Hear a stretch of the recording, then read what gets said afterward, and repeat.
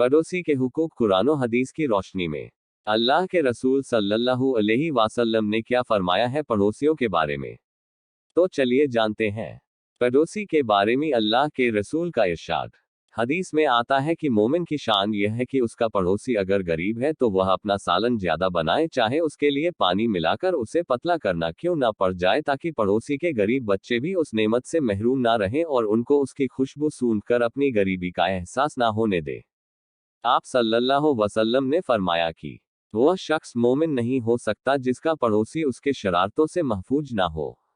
रसूलुल्लाह सल्लल्लाहु अलैहि वसल्लम ने एक बार मुसलमानों को मुखातिब करके फरमाया, तुम जन्नत में दाखिल नहीं हो सकते जब तक मोमिन नहीं बनते, और तुम मोमिन नहीं बन सकते उस वक्त तक जब तक एक दूसरे से मोहब्बत नहीं करते और अपने पड़ोसियों का हक अदा नहीं करते।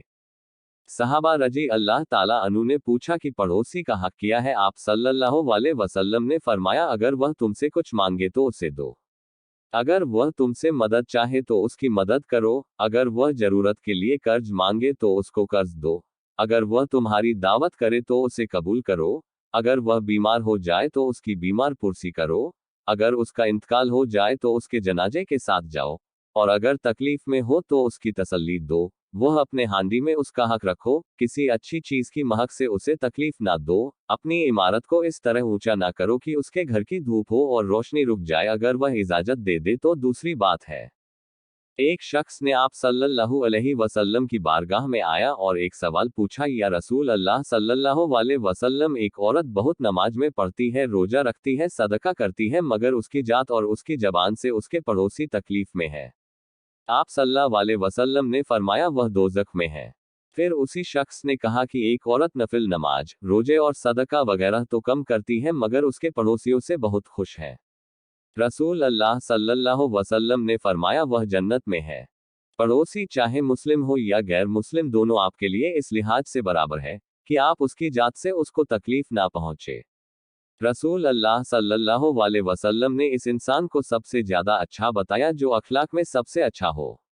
कयामत के दिन जो सबसे ज्यादा वजनी चीज होगी वह हस्ने सुलूक होगा। इसीलिए जरूरी है कि पड़ोसी के साथ इज्जत और इस तरह का सुलूक किया जाए, उसे हर तरह का आराम पहुंचाया जाए, छोटी छोटी बातों का गिला शिकवा करके ताल्लुकात में कड़वाहट न पैदा किया जाए। याद रखिए, जो हमारे घर के करीब रहता है वह हमारे हंसने सुलूक का ज्यादा हकदार है, और जरूरत के वक्त खुद हम भी उसकी मदद की तालिब हो सकते हैं। और अच्छा व्यवहार करते रहो निकटतम और दूर के पड़ोसियों के साथ भी। सूरह अन-निसा। नबी ए करीम सल्लल्लाहु अलैहि वसल्लम ने फरमाया, वो शख्स मोमिन नहीं जो पेट भरकर खाए और उसका पड़ोसी भूखा रह जाए।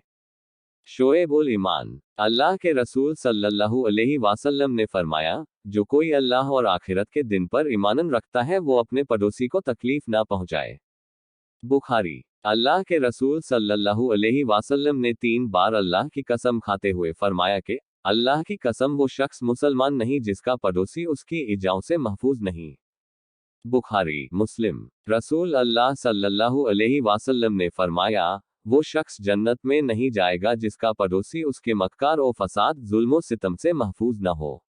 सहीह मुस्लिम। उम्महातुल मोमिनीन आयशा रज़ियल्लाहु अन्हुमा से रिवायत है कि मैंने पूछा, या रसूलल्लाह सल्लल्लाहु अलैहि वसल्लम, मेरे 2 पड़ोसी हैं, उनमें से किसके पास मैं हदिया तोहफा भेजूं? तो आप सल्लल्लाहु अलैहि वसल्लम ने फरमाया, जिसका दरवाजा तुझसे ज्यादा करीब हो।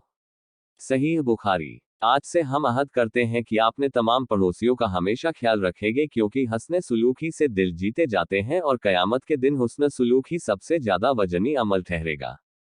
Please like, share and subscribe.